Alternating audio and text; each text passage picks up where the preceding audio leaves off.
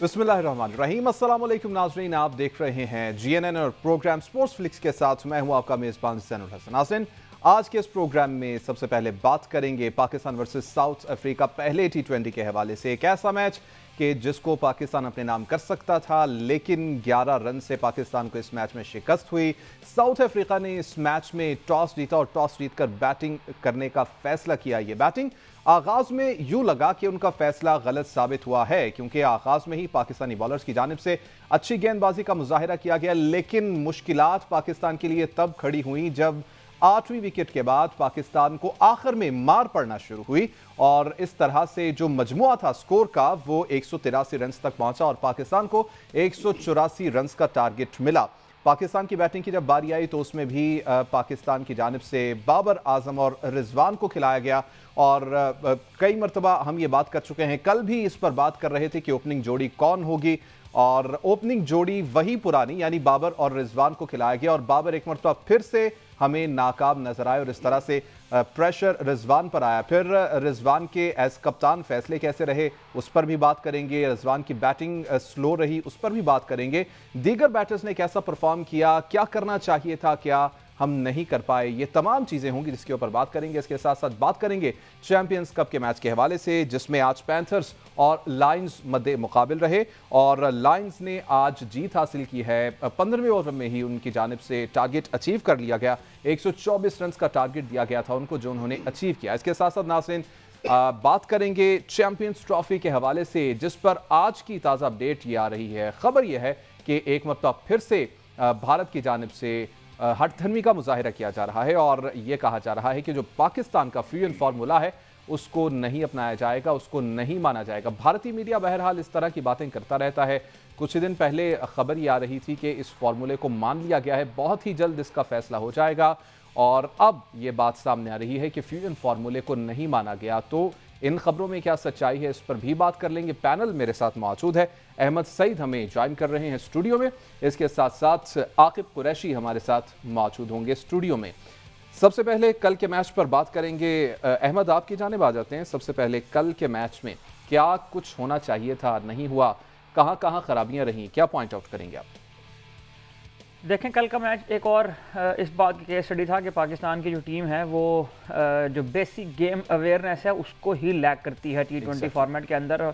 Australia के खिलाफ भी आपको याद होगा कि दूसरे T20 मैच में हम एक ऐसी पोजीशन में आ गए थे कि जहां से हमें उस मैच को विन करना चाहिए था, लेकिन अगेन जो गेम अवेयरनेस ना होने की वजह से हम 148 रन के टोटल को भी हासिल नहीं कर पाए थे। और कल एक ऐसी पिच के ऊपर जिसके बारे में हमने कल यहाँ बात की थी कि वहाँ पर 200 से ज़्यादा रन T20 में बनना मामूल की बात है, वहाँ पर पाकिस्तान ने पहले रिस्ट्रिक्ट किया साउथ अफ्रीका की टीम को 183 रन पर, बावजूद इसके कि डेविड मिलर ने 40 गेंदों पर 82 रन की धुआंधार इनिंग्स खेल रखी थी। उसके बाद पाकिस्तान ने एक ऐसे टारगेट को जो मेरा ख्याल है कि मीट की 68 मीटर की 60 मीटर की बाउंड्री के ऊपर जो है वो चेज़ होना चाहिए था, उसको अपने दुश्वार बना लिया अपनी उन कोताहियों की वजह से, जिनको कवर करने की बजाय हम उनके लिए जो है वो मेक शिफ्ट अरेंजमेंट तलाश करते आ रहे हैं पिछले कुछ अरसे से। तो अनफॉर्चुनेटली 184 के स्ट्राइक रेट में अगर मोहम्मद रिजवान 44 गेंदों में सिर्फ 39 रन स्कोर करेंगे और मोहम्मद रिजवान की टोटल जो इनिंग का स्ट्राइक रेट है वो 119 का है, तो मेरा ख्याल है कि मुश्किलात तो होंगी। पाकिस्तानी टीम ने कल सबसे पहले जो आपने पूछा है कि कहाँ पर शॉर्ट कमिंग्स रही, पाकिस्तान की टीम एक स्टेज के ऊपर 141 रन पर 8 खिलाड़ी आउट करने में कामयाब हो गई साउथ अफ्रीका के, लेकिन उसके बाद पाकिस्तान टीम जो है वो उसको ख़त्म नहीं कर पाई, स्क्वीज़ नहीं कर पाई, उसको फिनिश नहीं कर पाई गेम को और आखिरी 2 ओवर में 29 रन जो है वो कंसीड हो गए, जिनमें 32 रन लास्ट 2 ओवर में कंसीड हुए, जिनमें से 19 रन कंसीड किए आखिरी ओवर में सुफियान मुकीम ने। और सुफियान मुकीम जो है वो स्पिन बॉलर है, तो स्पिन बॉलर से लास्ट ओवर करवाना T20 क्रिकेट में मुझे इसकी भी अभी तक लॉजिक ये समझ नहीं आ रही, सिवाय इसके कि मोहम्मद रिजवान ये चाहते थे कि पहले इस मैच को फिनिश किया जाए, लेकिन अगर पहले मैच फिनिश नहीं होता तो उसके नतीजे में आपके पास प्लान बी क्या है। इस हवाले से मोहम्मद रिजवान कल ब्लैंक नजर आए। 141 पर 8 आउट करने के बाद जो है वो पाकिस्तान क्रिकेट टीम ने 183 रन कंसीड करवा दिए और पाकिस्तानी क्रिकेट टीम का जो रिकॉर्ड है T20 क्रिकेट के अंदर वो ये बताता है कि 160 का जो से लेस के जो चेज़ हैं वो हम कंफर्टेबली कर लेते हैं और 160 से 170 के ऊपर अगर टारगेट चलाए तो फिर हमें उसके थोड़ा तरद्दुद करना पड़ता है और वो तरद्दुद करने में हम जो है वो एक मरतबा फिर कल नाकाम हुए हैं। बैटिंग में अनफॉर्चुनेटली हमने मोहम्मद रिजवान की इनिंग का तज़किरा किया। एक और जिसका मैं तज़किरा यहाँ पर करना चाहूँगा एक पॉइंट का, इरफान खान जो है वो नंबर 6 पर पाकिस्तान की टीम में शामिल हुए हैं। इरफान खान की बजाय आपने शाहीन शाह अफरीदी के ऊपर एक मरतबा फिर ट्रस्ट करने की कोशिश की उनकी उन चंद इनिंग्स की बुनियाद पर जो उन्होंने PSL में खेली हैं, PSL में रावलपिंडी और लाहौर की पिचेस के ऊपर। तो वहाँ पर मोहम्मद इरफान खान को आई डोंट नो कि किस लॉजिक के तहत उनको नहीं भेजा गया। इरफान खान को टीम में रखा तो हुआ पाकिस्तानी टीम में, लेकिन मैं अगर कुछ नंबर्स आपके साथ शेयर करूँ तो इरफान न्याजी ने अब तक पाकिस्तान के लिए ODI और T20 मिलाकर 15 मैचेस खेले हैं, जिनमें उनको एवरेज पर मैच 10 से भी कम बॉल्स मिले हैं खेलने के लिए। 148 बॉल्स वो अब तक फेस कर पाए हैं, जिनमें से 55 बॉल्स उन्होंने फेस किए हैं एक रोज़ा क्रिकेट के 6 मैचेस में, और 93 बॉल्स उन्होंने फेस किए हैं T20 के 9 मैचेस के अंदर। तो ये वो नंबर्स हैं, ये वो स्टैट्स हैं जो आपको बता रहे हैं कि प्लेयर्स को टीम में लाना नहीं होता, उसको नर्चर करना होता है, उसकी सलाहियतों के ऊपर ट्रस्ट करना होता है। आई डोंट नो अब किस माइंड सेट के साथ इरफान खान जो है वो आइंदा आने वाले मैचेस में जाएंगे, जब आप इस तरह की हरकतें करते रहेंगे नए आने वाले प्लेयरों के साथ। बिल्कुल ठीक अहमद, अभी सलमान बट साहब ने भी हमें ज्वाइन कर लिया है, उनको भी शामिल गुफ्तगू कर लेंगे। फॉर्मर क्रिकेटर और कप्तान सलमान बट साहब, welcome to the show. Butt साहब, क्या समझते हैं कल की पहला मैच था, पहला मैच और ऐसा मैच के जिसमें ये नजर आ रहा था आगाज से कि पाकिस्तान अच्छी पोजीशन में है, लेकिन फिर आखिर में उसको अच्छा वाइंड अप नहीं कर सके। खराबियां कहां रही, बैटिंग, बॉलिंग या कप्तान के फैसले? देखिए, बेशुमार जगह के ऊपर पाकिस्तान ने गलतियां की। अगर आप पहले बॉलिंग से देखें तो पाकिस्तान सबसे पहले तो साउथ अफ्रीका में जब तक आपके 2 स्पिनर वर्ल्ड क्लास स्पिनर ना हो, आप प्लेइंग 11 में 2 स्पिनरों के साथ नहीं खेलते, स्पेशली एक ऐसे ग्राउंड में जिसका पिच अच्छा है और जिसकी बाउंड्रियां 60 मीटर की हों। ठीक है, उसके बाद फिर आपकी कैलकुलेशन, जाहिर है आपने जल्दी विकेट ली, आप अपने फास्ट बॉलर्स को ले आए, फास्ट बॉलर जो है वो इनिंग्स को क्लोज नहीं कर पाए, तो फिर हुआ क्या कि एक स्पिनर का ओवर आखिर में बचा। उस ओवर में जो है तकरीबन 21 रन बने, वहां से आपको डेंट पड़ा मैच में। फिर उसके बाद जब आपको पता है कि ये वो टोटल है जहां पर आपको बड़े रन चाहिए, अब फ्रंट ही नहीं चाहिए, लगातार चाहिए, तो रिजवान और बाबर में से एक को ओपन जाना चाहिए था और साथ साइम अयूब को पूरा पावर प्ले का इस्तेमाल करने के लिए भेजते और अपनी पोजीशन फ्लोटिंग रखते कि अगर जरूरत होती तो अंदर आ जाते, वरना वेट करते जहां पर उनके लिए हालात साजगार होते। वो सारा वक्त बीच में रहे, वहां पर उनसे शॉट नहीं लग रहा था। ठीक है, उन्होंने कोशिश की होगी लेकिन वो नहीं मार पा रहे थे, वो कोई नेचुरली बड़े स्ट्राइकर नहीं है वो बॉल के। तो बाकी जो मानदा प्लेयर्स हैं, जो कि यंग प्लेयर्स हैं, उनके ऊपर एक अननेसेसरी प्रेशर बिल्ड होता है जब एवरेज बिल्ड होती है। और इसी तरह हमने देखा कि बैटिंग ऑर्डर को लेकर भी शाहीन का ऊपर आना जो है वो न्याजी को अब आप खिला रहे हैं, ऑस्ट्रेलिया सीरीज से खिला रहे हैं, वो उस नंबर पे आ रहा है, उसने कुछ दफा अच्छा भी खेला है। तो अब आप कॉन्फिडेंस जो धज्जियां उड़ती हैं प्लेयर्स की कि जब आप जो है एक बॉलर को उसके ऊपर भेजते हैं जो कहीं से भी उनके पास कोई क्रिकेटिंग शॉट नहीं है, एक ही वो रख के मिड विकेट के ऊपर घुमाते हैं। तो ये वो चीजें हैं जिनको इन्हें देखना होगा और जिसके ऊपर जाहिर है कि आपके फास्ट बॉलर्स को भी इनिंग्स को क्लोज करना आना चाहिए। आप जो है टेल एंडर को आप क्लोज ही नहीं कर पाए, आप उसको यॉर्कर्स नहीं कर पाए, आप उससे इफेक्टिवली विकेट नहीं ले सके उसकी, डिस्पाइट के आपने 140 पे 8 आउट करके भी 183 गिरा लिया और फिर अपनी बैटिंग में टू लेट कर दिया।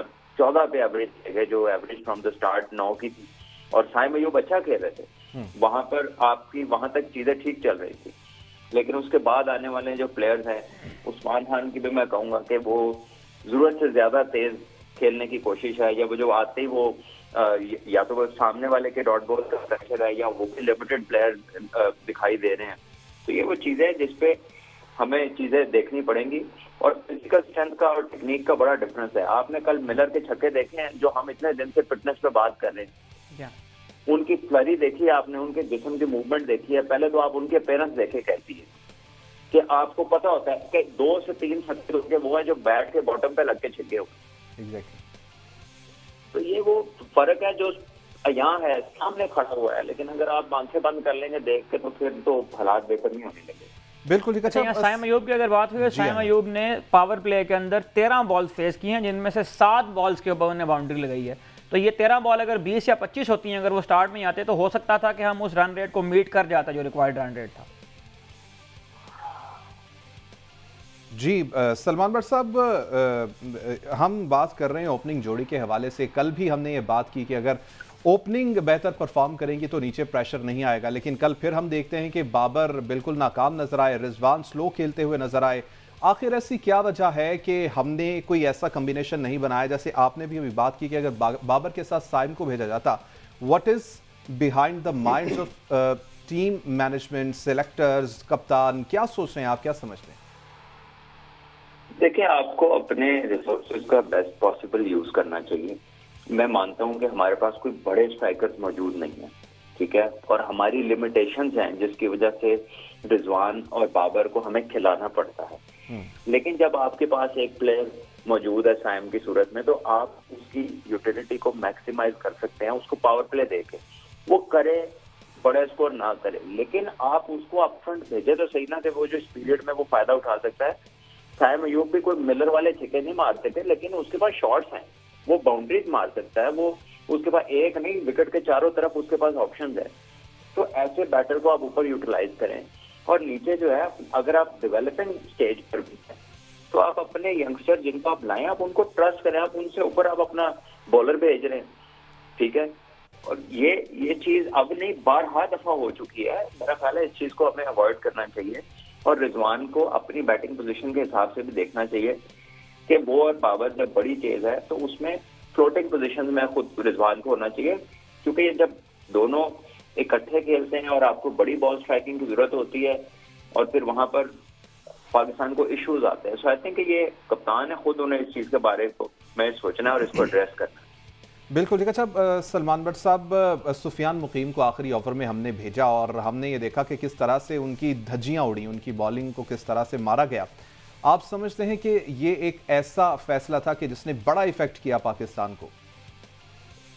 देखिए, बात यह है कि जब मिलर आउट हुए तो पाकिस्तान जो है वो सोचा होगा इन्होंने कि इनिंग्स क्लोज कर ले ताकि गो फॉर द किल। जब इन्होंने इनिंग्स क्लोज करने की कोशिश की तो फास्ट बॉलर्स वो आखिरी 2 विकेट नहीं ले सके, और यही वजह है कि लास्ट ओवर जो है ना वो सुफियान मुकीम का बच गया, क्योंकि फास्ट बॉलर्स दे वर बोल्ड आउट। इसीलिए मैं कह रहा हूँ कि साउथ अफ्रीका के अंदर 2 स्पिनर जब तक वर्ल्ड क्लास ना हो 2 स्पिनर खिलाने नहीं बनते। आपको फास्ट बॉलिंग के साथ जाना चाहिए था। I don't know Aamir Jamal team के साथ है या नहीं है, ठीक है, वो बैटिंग भी कर लेते हैं, बॉलिंग भी तेज कर लेते हैं, शुड हैव बीन देयर। अगर वो नहीं है तो हसनैन खेल लेते हैं, नहीं तो कोई और जो है आपका फास्ट बॉलर वो खेल सकता था, ठीक है। शाहीन से तो अब्बास अफरीदी भी बेहतर बैटिंग करते हैं, वो भी उससे नीचे आया, बैट्समैन भी उससे नीचे आया। आमिर जमाल जो है वो इस वक्त ये चैंपियंस कप खेल रहे हैं, मोहम्मद हसनैन जो है वो टीम के साथ हैं, वो अवेलेबल नहीं। आमिर जमाल चैंपियंस कप नहीं खेल रहे, या वो टेस्ट स्क्वाड में शामिल है, फिटनेस टेस्ट के लिए वहां पे मौजूद हैं एनसीए में। अच्छा, आकिब आप क्या समझते हैं कल के मैच में? आपको भी शामिल गुफ्तगू कर लेते हैं, सारी गुफ्तगू आपने सुनी, कौन कौन से पॉइंट्स ऐसे हैं जिस पर बात करना चाहेंगे आप? देखें, बहुत शुक्रिया आपने शामिल गुफ्तगू किया। ये मैच जो है कल का टिपिकल पाकिस्तान क्रिकेट टीम का मैच लग रहा था। हमें जिस तरह टेलएंडर्स हमें जेब में लेके फिरते थे हमारे माजी के फास्ट बॉलर्स के, जो 7वां 8वां 9वां नंबर आता था वो हम वैसे ही खा पी जाते थे। तो कल अनफॉर्चुनेटली देख के बड़ी मायूसी हुई कि 8 खिलाड़ी आपने अगर 141 रन पर आउट कर लिए हैं, 16 ओवर आपके हो गए और वहाँ से आप 183 रन करवाते हैं, तो यकीनन ये आपकी डेथ बॉलिंग जो आपकी पॉलिसी है उस पर सवालिया निशान है, जिसका तस्करा शाहीन शाह अफरीदी ने जो मैच के बाद प्रेस कॉन्फ्रेंस हुई उसमें भी उन्होंने कहा कि हमारी जो डेथ बॉलिंग थी वो अप टू द मार्क नहीं थी और हम उसना का परफॉर्म नहीं कर सके। लेकिन यहाँ पर अगर मैं आपको बताऊँ कि देखें, पाकिस्तान की अगर बैटिंग लाइन की बात करें, वो 183 रन जब चेस कर रहे हैं तो उसमें अगर मैं आपको स्कोर अब आपको बताऊं तो 62 बॉल्स पर जो है वो 74 रन बनाए रिजवान ने। स्ट्राइक रेट है उनका 119 का। दूसरे नंबर पर जो है वो साइम अयूब हैं, 15 गेंदों पर उन्होंने 31 रन बनाए हैं, बीच में 7 चौके शामिल हैं। 15 में से 7 चौके निकाल दें, 8 गेंदों पर उनके 3 रन हैं, तो यही अगर गेंद थोड़ी सी ज़्यादा खेलते तो शायद कुछ हो जाता। और तीसरे नंबर पर मज़े की बात, जो आपके हाईएस्ट रन स्कोरर हैं वो एक्स्ट्रास हैं जिन्होंने 23 रन किए हैं। तो ये हमारी मतलब आप अगर 183 में से 23 निकाल दें तो आपको 160 रन का जो है वो टारगेट चेस करना पड़ रहा है, वो भी नहीं आपसे हो पा रहा, उसको मैनेज नहीं कर पा रहे।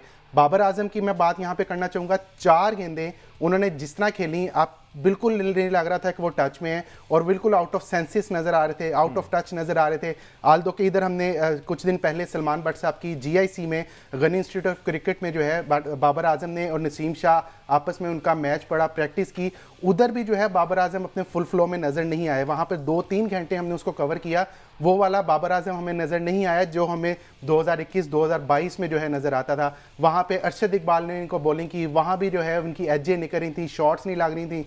नसीम शाह के खिलाफ जो है इनकी शॉट्स नहीं लग रही थी।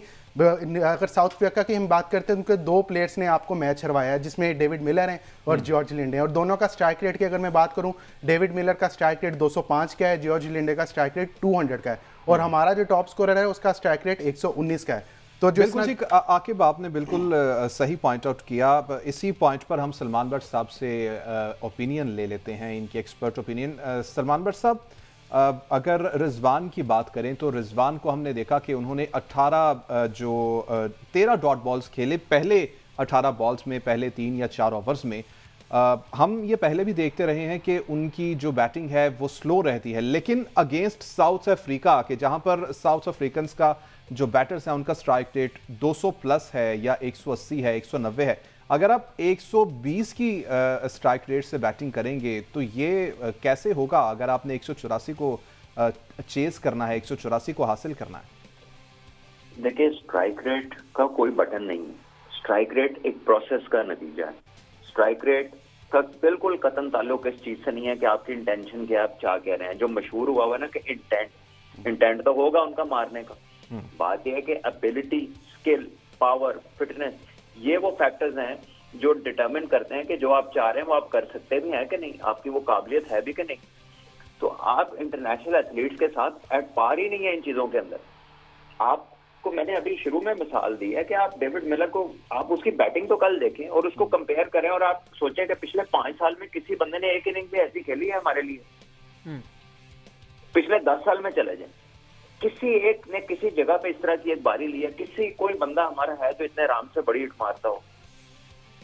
तो ये हमारी बहस का जो सारा इस टाइम क्रक्स है वो ये है कि ये जो हमारे थिंक टैंक्स हैं या जो हमारे ट्रेनर्स हैं, ये हमारे प्रोडक्ट को क्या से तैयार कर रहे हैं कि उसके इंजन में वो वाली कैपेबिलिटी ही नहीं नजर आती कि वो इतनी बड़ी हिटें इतने कंसेक्यूटिव मार सके। 11 छक्के उन्होंने लगाए हैं, 11 गेंदों में 66 रन उन्होंने ये किए हैं, तो बाकी तो उनके 40 गेंदों में 80 रन है, तो 66 तो 11 गेंदों में किए। तो आप सोच लीजिए कि उनके डॉट बॉल्स भी होंगे, लेकिन जो छक्कों का इफेक्ट है, छक्का मारना अब आज के दौर में जो अब क्रिकेट चल रही है वो मतलब आप उसकी जरूरत को अवॉइड नहीं कर सकते। There is no other way around it. तो जब तक आपकी स्ट्रेंथ, फिटनेस और टेक्निकल एबिलिटी, हिट मारने की भी टेक्निक है, आप अपने लड़कों को जब हिट मारते हैं देखिए वो डिस्टेबल हो जाते हैं। जबकि जब मिलर मार रहा था तो लग रहा था कि फॉर्मली खड़ा होगा, कोई मसला ही नहीं। इवन उसके बाद जब वो जो बॉलर थे उनके लिंडे, उन्होंने भी 3 छक्के आखिरी ओवर में लगाए हैं। वो बिल्कुल अपनी जगह पे हेड स्टिल था, बाजू घूम रहे थे, टांगे अपनी जगह पे जमी हुई थी। तो ये वो वाले फैक्टर्स हैं जो टेक्निकल भी हैं और ट्रेनिंग से रिलेटेड है, जिसके ऊपर अभी हम इंटरनेशनली जो है उस लेवल पे नहीं है। ये हमें एडमिट करना चाहिए और इस पर काम करना चाहिए। बिल्कुल, इस पर काम करने की ज़रूरत, अपने लड़कों को ये बताने की ज़रूरत है कि किस तरह से आपने हिट करनी है। हम लैक इस चीज़ पर भी देखते हैं कि जब हिट मारते हैं तो शॉट सिलेक्शन बड़ी बुरी रहती है। तो नाज़रीन, अभी एक ब्रेक का कहा जा रहा है, वापस आएंगे तो कंटिन्यू करेंगे, साथ रहिएगा।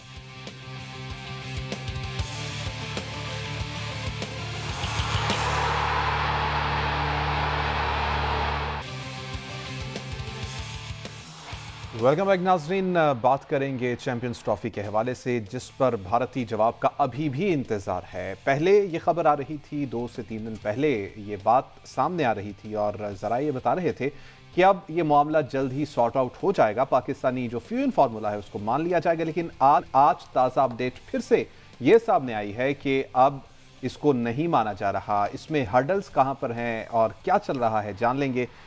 आकिब कुरैशी हमारे साथ स्टूडियोज में मौजूद हैं। आकिब, इस तरह की खबरें भारतीय मीडिया चलाता रहता है, क्या आप समझते हैं कि इसमें कोई हकीकत भी मौजूद है या फिर जो हकाइक हैं वो मुख्तलिफ हैं भारतीय मीडिया की खबरों से? देखें, चैंपियंस ट्रॉफी में अभी तक जितनी भी खबरें आई हैं वो आप ये समझ लें कि मैं अगर ये कहूँ कि इंडियन मीडिया जो है वो बीसीसीआई का माउथ पीस बना हुआ है, तो इसमें बिल्कुल जो है वो दो राय नहीं है, गलत नहीं है। ये बेसिकली खबरें बीसीसीआई की ही होती हैं जो वो अपने मीडिया के थ्रू चलवाता है। लेकिन on the other hand Pakistan cricket board जो है इस चीज़ से बिल्कुल जो है वो उनका मौक़िफ़ अपनी अभी भी वहीं पे है कि हमने जो फ्यूजन फार्मूला दिया था उसके तहत ही जो है वो चैंपियंस ट्रॉफी होगी। कुछ दिन पहले भारत इस चीज़ पे मान भी गया था। भारतीय मीडिया ने एक नया शोशा छोड़ा है जिसमें उन्होंने कहा है कि जी वो मान नहीं रहे या ये मसले मसाइल हैं। बात ये है कि पाकिस्तान के सख्त मौक़िफ़ के आगे अब उन्होंने मजबूर कर दिया है पाकिस्तान क्रिकेट बोर्ड ने कि इंडियन क्रिकेट बोर्ड अब जो है, या भारतीय मीडिया आप कह लें या पूरा भारत ही कह दें, वो अब धमकियों पे उतर है। बेसिकली ये धमकी है जो आज इंडियन मीडिया ने कोट की है कि अगर पाकिस्तान ने जो है वो आईसीसी इवेंट का जो है वो बाइकआउट किया तो उनको फाइनेंशियल लॉस हो सकता है, फिर उनको जो है वो तन्हाई का शिकार किया जा सकता है आलमी क्रिकेट में, फिर उनके खिलाफ कानूनी चाराजोई की जा सकती है। बेसिकली अब आईसीसी और बीसीसीआई अब सबको पता है एक ही है। आप अगर आईसीसी की बात करेंगे तो ऑब्वियसली वो बीसीसीआई की जुबान होगी, अगर बीसीसीआई की बात करेंगे तो वो आईसीसी की बात होगी। और उसकी वजह सिर्फ जय शाह है, जो एक बंदा है जिसने क्रिकेट को तबाह करके रखा हुआ है, चाहे वो पाकिस्तान इंडिया की क्रिकेट हो या चाहे वो आलमी क्रिकेट हो। यहाँ पर जो है वो डेडलॉक चूंकि एक बार फिर बरकरार है। एक उन्होंने आप कह सकते हैं इसको प्रेशर गेम बनाने की कोशिश की है भारतीय मीडिया ने कि पाकिस्तान क्रिकेट बोर्ड पे जरा प्रेशर करें, उसको प्रेशराइज करें, पाकिस्तान को प्रेशराइज करें, कुछ फैक्ट्स निकाल के। आकिब ये भी कहा जा सकता है कि पाकिस्तान का मोरल डाउन करने के लिए इस तरह की खबर चलाई जाती है कि वो कुछ नरमी दिखा दें खुद से। देखें, एक चीज़ तो क्लियर है कि मोहसिन नकवी साहब की क़यादत में जो क्रिकेट बोर्ड इस वक्त चल रहा है और जो स्टांस ले रहा है, वो आप जितना मर्जी प्रेशर डाल दें, इन्होंने एक कदम पीछे हो गए हैं, हम एक कदम पीछे हो गए हैं और अब भारत की बारी है कि वो 2 कदम पीछे हो। हमने अपने स्टांस से पीछे हुए। मोहसिन नकवी साहब ने कैटेगोरिकली मीडिया के सामने, पूरी आवाम के सामने कहा कि हम किसी सूरत भी हाइब्रिड मॉडल कबूल नहीं करेंगे। लेकिन पाकिस्तान क्रिकेट बोर्ड ने जो है वो क्रिकेट की बेहतरी के लिए, क्रिकेट को बचाने के लिए अपनी इज्जत जो है वो रखी बरकरार और उन्होंने कहा कि ठीक है, हम बीच वाला रास्ता निकाल लेते हैं, ना आप आए ना हम आया। डेड लॉक कहाँ पे बरकरार है? डेड लॉक इंडिया ये मान रहा है कि हम इंडिया नहीं आएंगे, आप भी ना हमारे घर आए। मसला यहाँ पे आ रहा है कि जो पाकिस्तान क्रिकेट बोर्ड ने कहा है कि जो 2026 का T20 वर्ल्ड कप होना है, वहां पर जो सेमीफाइनल या फाइनल में अगर हम पहुंचते हैं सही, तो हम भी आपके घर नहीं खेलेंगे। इंडिया को ये चीज गवारा ही नहीं गुजर रही कि हमारा टूर्नामेंट पाकिस्तान खराब करेगा। वो बिल्कुल वही चीज चाह रहा है जो वो खुद करना नहीं चाह रहा। तो इस तरह अब जो है बराबरी की बुनियाद पर बातचीत होनी है, क्योंकि इनको आदतें गंदी पड़ी हुई थी इंडिया वालों को। जो भारतीय क्रिकेट बोर्ड है, गुज़िश्ता दौर में जो है हम आराम से मान जाते थे। अब चूंकि हमारे पास लीगल स्टांस है, हमारे पास एक एथिकली हमारे पास स्ट्रॉन्ग स्टांस है, तो उस पर अब आपको भी जवाब देना पड़ेगा। तो डेडलॉक बरकरार है। लेकिन पाकिस्तान एक और चीज जो भारतीय मीडिया चला रहा है कि दुबई में जो मुलाकातें हुई हैं उसमें पीसीबी बोर्ड मेंबरान जो हैं, पीसीबी को मुकम्मल हिमायत नहीं दीगर बोर्ड मेंबरान की। Is it true? देखें, चलाने में क्या है, इस तरह तो हम भी कह दें कि तमाम क्रिकेट बोर्ड्स ने, मतलब जो 7 मेंबर्स हैं, उन्होंने पाकिस्तान की हिमायत कर दी है। अब वहाँ पर जो मामलात हुए हैं, वहाँ पर जो मीटिंग्स हुई हैं, उसके बाद जो पाकिस्तान क्रिकेट बोर्ड की तरफ से बताया गया है, तो वो तो ऑब्वियसली दूसरे क्रिकेट बोर्ड्स के पास मामला कोई नहीं ना। देखें, दूसरे क्रिकेट बोर्ड्स तो तमाम यहाँ पे आके खेल चुके हैं, वो हिमायत करें ना करें वो मैटर ही नहीं करता। देखें, अब 7 टीमें हैं, इंडिया के अलावा तमाम 6 टीमें जो चैंपियंस ट्रॉफी में हमें निकाल के, पाकिस्तान को निकाल के 6 टीमें पाकिस्तान आके खेल चुकी हैं। इसका मतलब वो पाकिस्तान के साथ खड़ी हैं। अगर साथ नहीं खड़ी तो पीछे तो खड़ी हैं। उनके पास कोई वैलिड रीजन नहीं होगा कि पाकिस्तान को वो डिनाई कर सकें। तो इंडिया क्योंकि एक प्रेशर गेम बढ़ाना चाह रहा है यहाँ वहाँ से कि वो दूसरे बोर्ड्स के कंधों पर बंदूक रख के चलाएं, तो वो मेरा ख्याल है इस दफ़ा इनकी दाल नहीं गलने वाली। एक ही इनके पास अब हल है, एक ही सोल्यूशन है कि आप लिख के दे दें और जो फ्यूजन फार्मूला है उस पर जो जिस तरह आप हमारे घर आके सेमीफाइनल फाइनल नहीं खेलेंगे, इसी तरह जब हम आपके घर आएंगे 2026 के T20 वर्ल्ड कप में और अगर हम वहाँ पर फाइनल में या सेमीफाइनल पहुँच जाते हैं तो फिर आपको वानखदे में या अहमदाबाद के स्टेडियम में या चना स्वामी स्टेडियम में तैयारी करने की कोई ज़रूरत नहीं है भाई। आराम से आप भी हमारे साथ आएँ और आप जाके जो है कोलंबो में हमारे साथ मैच खेलें, दैट्स इट। ये तो फिर दादागिरी वाली बात है। लेकिन यहाँ पर पाकिस्तान क्रिकेट बोर्ड ज़राए ये बताते हैं कि उनकी आईसीसी के साथ जो है वो बैकडोर राब्ते जारी हैं, सारी मीटिंग्स जारी हैं। अब ICC obviously Jay Shah head कर रहे हैं उनको। पाकिस्तान क्रिकेट बोर्ड का स्टांस इतना स्ट्रॉन्ग है कि जय शाह को मजबूर उन्होंने कर दिया है कि आके जो है वो नेगोशिएशंस करें और किसी तरह मामला हल करें। लेकिन मुझे लगता है कि 1 हफ्ते के दौरान आपको चैंपियंस ट्रॉफी का शेड्यूल नजर आ जाएगा और उससे बढ़ के आईसीसी की तारीख में पहली दफ़ा ऐसा मतलब प्रोमो जारी हुआ है कि जिसमें आईसीसी के इवेंट में ना डेट्स हैं ना वेन्यू है। तो ये भी एक बड़ी तशवीशनाक बात है कि आईसीसी अपना प्रोमो जारी करता है। ब्रॉडकास्टर स्टार स्पोर्ट्स ने ऑब्वियसली अपना जो है वो प्रोमो जारी किया। अब स्टार स्पोर्ट्स आप सबको पता है मुकेश अंबानी उसको चला रहे हैं, तो वहाँ पे डील कितनी बड़ी हुई है। वो जो है आपकी डील निकाल के जो आपका प्रोमो जारी करवा रहा है उसमें ना आपका वेन्यू है ना आपकी डेट्स हैं। इसका मतलब आईसीसी पे अभी भी जो चैंपियंस ट्रॉफी भी डेडलॉक बरकरार है और पाकिस्तान क्रिकेट बोर्ड ने नाक को चने चबाए हुए हैं इंडिया को। बिल्कुल ठीक। आकिब, आपने बड़ी वैलिड बात की। अहमद, इस डिले का नुकसान आप क्या समझते हैं क्या होने जा रहा है? और PSL के मैचेस के हवाले से भी अब कौम को इंतज़ार है, तारीख क्या आएगी, क्योंकि चैंपियंस ट्रॉफी वाला मामला ही अटका पड़ा है, तो फिर आगे क्या करेंगे? जी देखें, इसमें सबसे पहले जो ये आप चैंपियंस ट्रॉफी वाली बात कर रहे हैं, इसमें मैं सिर्फ ये ऐड करना चाहता हूँ कि मतलब आकिब भाई की इस जो इन्फॉर्मेशन उन्हें फराहम की है, उसके बाद मैं यकीनन इस पोजीशन में तो नहीं हूँ कि मैं इसमें मजीद कुछ ऐड कर सकूँ।